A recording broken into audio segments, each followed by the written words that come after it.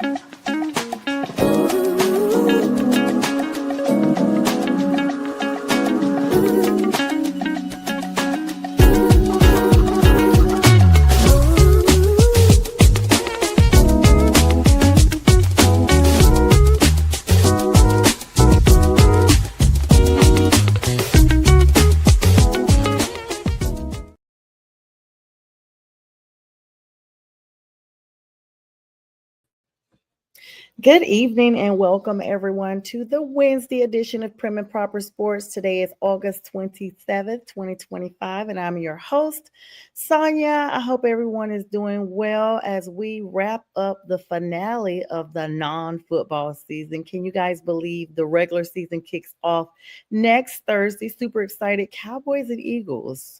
Wow, Cowboys remaining in the spotlight. And so it's going to be super exciting time for Cowboys fans, for Eagles fans, and I'm sure for everyone who loves the NFL. Guys, there's a lot of news going on, but let me start out with my team. So today, a homecoming has occurred for Adam Thielen, much to the chagrin for the Carolina Panthers. I am actually sad. I should have gotten my Thielen jersey last year, and I did not. And so now I'm pretty sure they will be marked down. But yeah, it's the Vikings homecoming wide receiver Adam Thielen has been traded back to the Minnesota Vikings from the Carolina Panthers. Thielen was a Minnesota native to begin with, so he's literally going home. And a fan favorite. I mean, who doesn't like AT? He's returning to the team where he spent the first 9 seasons of his NFL career, and he got 2 Pro Bowl selections there. So now the Panthers got some gifts in return for AT. I just don't know how I'm gonna see it now, like without Bryce having the big wide receiver to fill in the gap and make those crucial catches that we saw last season. Vikings sent a 2026 5th-round pick and a 2027 4th-round pick to the Panthers in exchange for Thielen, a conditional 2026 7th-round pick, and the 2027 5th-round pick as well. A lot of people are just wanting to know why. You know why? I saw this actually on the headlines a couple of days ago, but you guys know I've been in school, so I don't get a chance to like literally chase every little thing down like I did in my free time. But I mean, the wide receiver Jordan Addison is suspended for the Vikings for the first 3 games, and Jalen Naylor Dylan has a hand injury that he's been dealing with. And so the Vikings really needed a veteran presence in the locker room and a reliable target for their rookie debut of J.J. McCarthy. Now, you guys know J.J.'s been there, but this is his first debut that we're going to get a chance to see him. And Thielen has a strong rapport with him. He has a strong rapport with Justin Jefferson as well, Mr. Gritty himself. And they've even done some working out in recent off seasons with McCarthy. So because of that, they're going to bring in that. Now, why did the Panthers do it? The Panthers are under new management, guys. Crowded wide receiver room, even though AT really improved who he was. They're focused on developing, I should say, we're focused on developing younger talent around Bryce, especially with high draft picks that we just had with Xavier Legette and T-Mac. So we got to see what we got going with that. Trading Thielen, who turned 35 this week. Happy birthday to him. Allows us to focus more on rejuvenating. I like to always say youngifying our locker room because let's be clear, Thielen has actually hinted around the retirement rumors here a little bit, and so this is going to give opportunities for the Panthers to focus on locker room growth and I always say euthanize is actually the word I use. But yeah.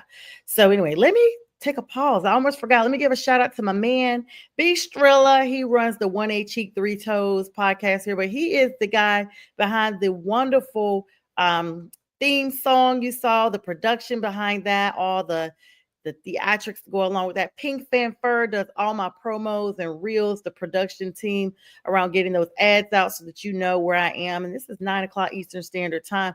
Now, I am running a more condensed show because I'm going to do 30-minute segments going forward for a little bit because that allows me to still stay connected with you all and take care of the offline stuff that I have going on personally. So thanks for joining me. Still 9 p.m. Eastern Standard Time. I will be live with the guys on Friday. Friday with the fellas is my standard show that I do, Prim and Proper Sports. And we have put a small pause on a No BS show on Thursday nights for just a little bit until we can get some things kind of solidified with the schedule. And so I want to shout out to B Strilla and Pink Fanfare particularly for making sure that I'm where I need to be. And shout out to Elite Sports Entertainment Network for hosting me on their platform. And always want to give accolades and respect to Northeast Streaming Sports that started it all. So roster cuts and waivers are our next big topic here. League-wide roster cut deadlines. The teams that were in the top 10 for trades in the for draft picks are also those top teams who actually had an opportunity to make the roster cuts.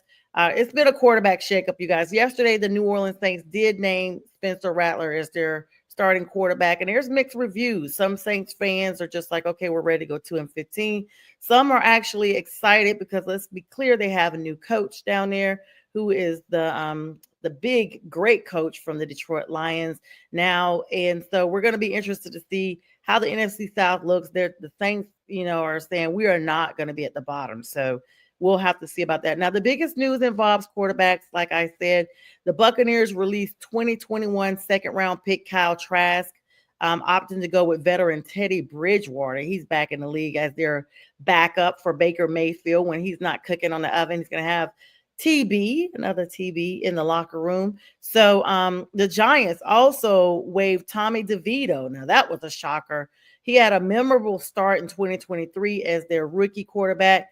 They're going to move forward with Russell Wilson and Jameis Winston in their locker room. Now, the Browns, who have been the talk of the town literally for several weeks with how they released so many of their O-linemen who they had protecting Shador or did not protect Shador.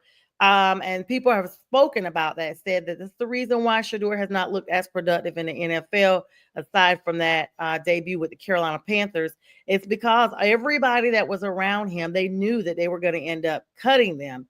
And so they felt like it wasn't fair to have those guys around him. You should have the best of your talent that you expect to be put on display to see how Sanders would mesh with those. But that's neither here nor there. They've released their wide receiver, Deontay Johnson. The Steelers have released wide receiver Robert Woods.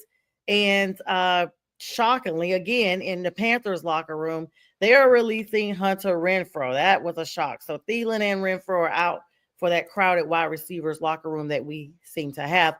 Notable trades: the Jacksonville Jaguars acquired wide receiver Tim Patrick from the Lions for a 2026 sixth-round pick. This trade is going to address the Jaguars' need for receiver depth. You guys know, even though Travis is saying he's going to play on both sides of the ball, he's still a rookie. So the Cowboys, they're still in the news relevant. Of course, they got the big game coming up. They have traded offensive lineman Asim Richards to the Saints, while the Browns acquired their guard, KT Levison, from the Rams. Let me back up just a little bit to talk a little bit about the Sanders brothers. So, as you guys probably know, Shiloh was released from the Tampa Bay Buccaneers. Let's be clear, he was signed undrafted to begin with, so he didn't have a contract. It was kind of a show and prove situation. He gets into an altercation with a Bills receiver during this game. Todd Bowles, of course, the coach comes out during the press conference. They talk about that. He says it's inexcusable. So now Shiloh is now on waivers. Of course, Dion, as they said, had those hands, but Shiloh, you had not solidified your place in the NFL to be getting into this type of altercation. He was ejected from the game, undrafted now, waived, and we don't know. People are projecting he may go to the UFL or the XL League, but who knows? He may be on someone's roster. Now, the situation with Shador, difficult preseason finals. He was sacked 5 times, and the last time we saw him, he reportedly has made the 53-man roster. However, he's expected to start the season as the third-string quarterback behind Joe Flacco and Dylan Gabriel. Now, that's what the shocker is. Dylan Gabriel, who didn't have the solid stats going into the draft, supposedly has superseded Shador now in the preseason. Well, Joe Flacco's their starter. Dylan Gabriel's their backup. That leaves Shador as the third string. Skip Bayless and so many other analysts have been talking about this, how the coach and the organization looked like they were committed to his long-term development. But I'm going to tell you guys in my own words, the verdict is still out because I don't feel like they actually set him up for success. So maybe keeping him on the roster will allow him the time to acclimate to the league and allow him for the maturation of one day being at least moving slowly up. But Dylan Gabriel, number 2, is still a shocker for me. Another shocker, because we're talking about big news today. I told you guys the Saints have officially announced Spencer Rattler for their quarterback. The Buccaneers have also, keeping it with the NFC South, made several notable cuts. In addition to Trask, they also got rid of, I don't want to say got rid of, they cut rookie defensive lineman Desmond Watson because he was the heaviest NFL draftee, guys. At one point, he was weighing 469 pounds, and I think he had gotten down to like 420. I mean, he's been working diligently. However, they released him for weight-related issues. So I don't know. Maybe he can work on his weight and possibly come back another time in the league. They've also released wide receiver Trey Palmer, and they are terminating veteran linebacker Anthony Walker for a non-football injury. So a lot of folks moving around. This is a shocker here. The Kansas City Chiefs are reportedly cutting ties with wide receiver Mecole Hardman and linebacker Isaiah Simmons. I do not know why they would be getting rid of Mecole Hardman, but I'm pretty sure he will land on his feet somewhere.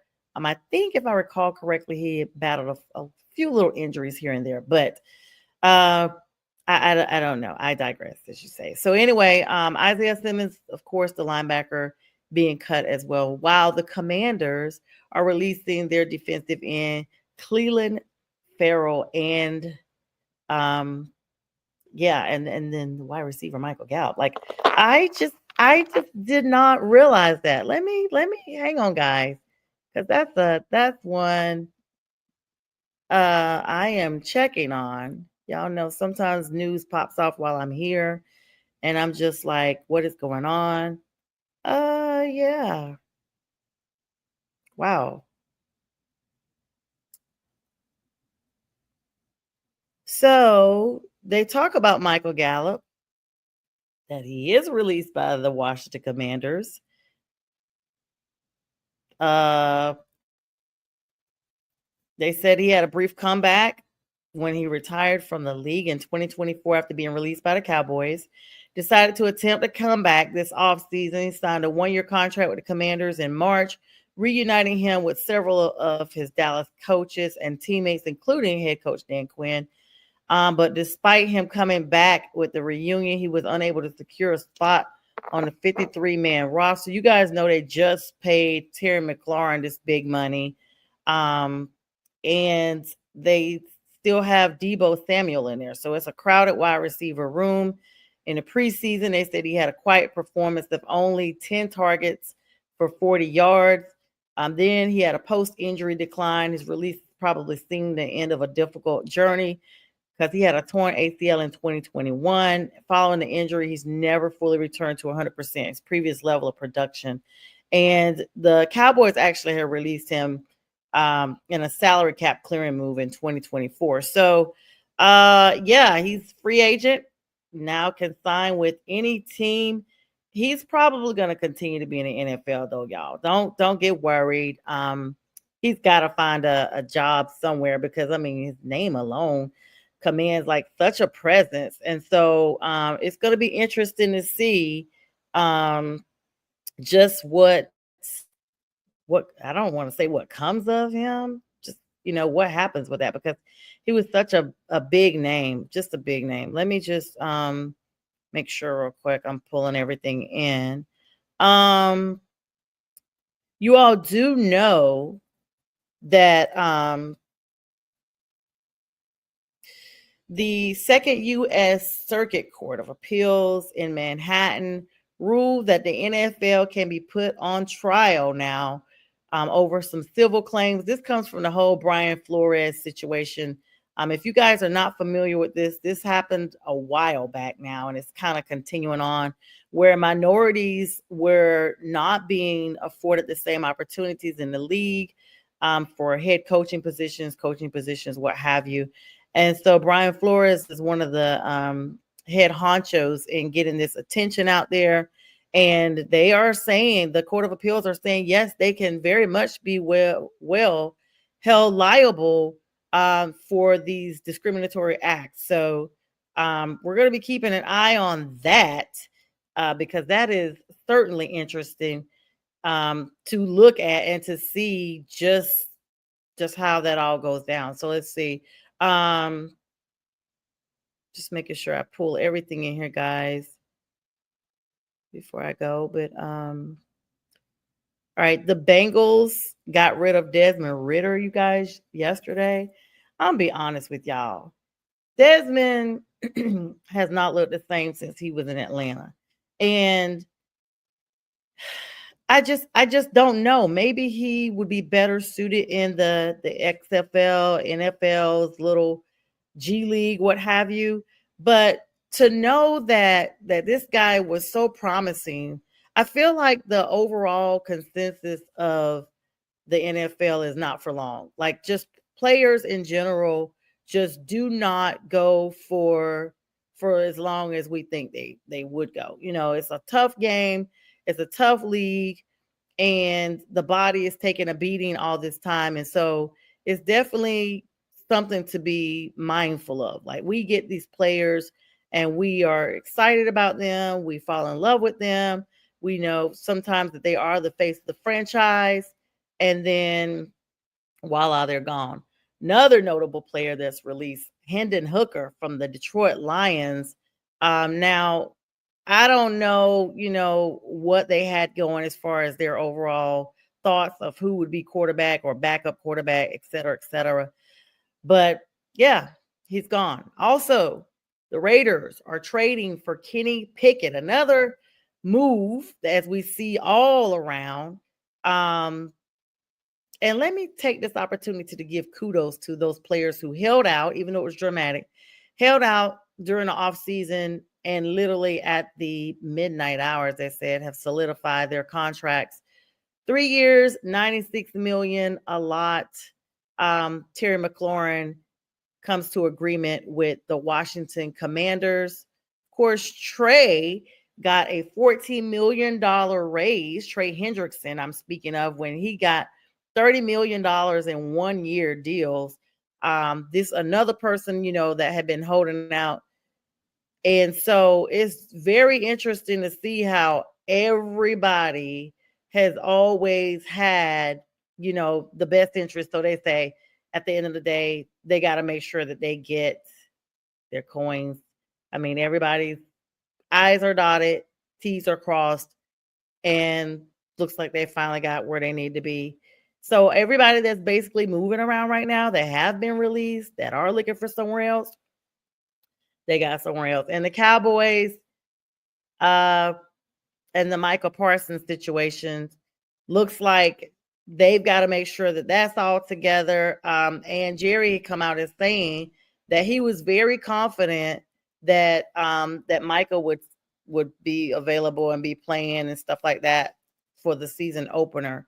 Of course, go figure. Now it's coming up. It still hasn't happened. And according to Yahoo Sports, Michael Parsons may miss that opener because they're still having contract disputes. What do you guys think is the rationale here? What is the out? Like, the Packers have interest in him, and that would be ugly. They may be willing to pay for him. The agent's take for CBS Sports is saying that they're putting Jerry Jones' handshake agreement into context. Like, how do you negate an action that has basically okayed a deal, and then you renege when it comes time to put the writing on the wall to finalize it? I don't know, guys. It just feels like that Michael Parsons may not be in Dallas. And I don't know how you Dallas fans feel about that. You guys could drop it in the comments. Let me know how you feel. But that's big news. The fact that this is literally at the very end, and it's time to basically press the panic meter. If you're a Cowboys fan, you are pressing the panic meter right now, because there's a reason why Trey Hendrickson and Terry McLaurin got their raises on Monday, because there was no official deadline. But there is a point of no return if a team wants a player to start in week one. Week one is next week. So it's hard to ask somebody who hasn't practiced in weeks to realistically get ready for a regular season opener game within a few days. So McLaurin and Hendrickson, they should be ready for their game because they're playing on September 7th. The Commanders and the Bengals are playing. So both of them from both teams that are playing on season openers on the 7th, they're going to be ready. But for next week here, where you're talking about the Cowboys-Eagle game, which is September the 4th, Thursday night football, in fact, it's just not looking like there's much of a thaw out of the ice between Parsons and the Cowboys. Well, Jerry Jones, I should say. It's an increasingly concerning issue, and it is time to press the panic button. Some teams are pretty lackadaisical about things going on, but not with this big stage that the Cowboys are going to be seated on here in a week and a day. So today is Wednesday, a week from tomorrow. So even if he signs right now, like right while we're on this show, is he really going to be physically ready? He's missed some of the practices. I don't know what he's personally done for conditioning, but this is going to be a big challenge for him to get ready physically for this game. And even if he plays or they sign, they come to an agreement, what have you, he's not going to be at his peak performance because he has not played with them. And it's going to be crazy for the workload that they have going into week one against the Philadelphia Eagles. You don't miss all of the training camp and then sign and play 60 snaps against the Super Bowl champs, the world champ Eagles. Not against tackle Lane Johnson a week later, because Lane is the business. But if you're investing $42 million per season in a player, you don't want to put him at risk for an injury right away. So say they pay him and the Eagles bring that work. Not putting that into the universe, not putting that into the orbit, but that could be really big as to securing the bag, because securing Micah to make sure he's healthy to play for the money he's just got. Jones himself, Jerry Jones, that is just being antagonistic at this point between Parsons and his agent. Parsons himself has actually shown up for the preseason finale, but was over there eating nachos and laying down on the training table for a few moments. Just, I don't know, just a lot of drama. And Parsons has not been quiet on social media. he knew that those images would get out. People would be like adding him and tagging him. It's it's a whole production right now. So even if he's not ready for game one, which he would sign today if he signs, and they would expect him to take the field, but he's physically, mentally not ready. But he would get out there and just do his best. But something's going to need to happen, because if they don't sign before next week, he is going to start missing games. And it's getting to the point where he's going to miss the season opener, probably, if he doesn't sign quickly. Kind of like Chris Jones. You guys have seen this narrative before with the Chiefs. Chris Jones 2 years ago did this, and they went from 0 to 100 real quick. So hopefully things work out with them. I really, as they say, I don't have a dog in the fight, but hopefully things work out, because if not, Cowboys, you guys fan base definitely doesn't need to say this is your year anymore, because you guys keep the drama going. You got Brian Schottenheimer there as your head coach, which I'm still not thrilled about, because you promoted from within and you guys were not winners. Dak is coming back from this injury, because we haven't seen him all last season. So he's getting a crack at it again. No pun intended.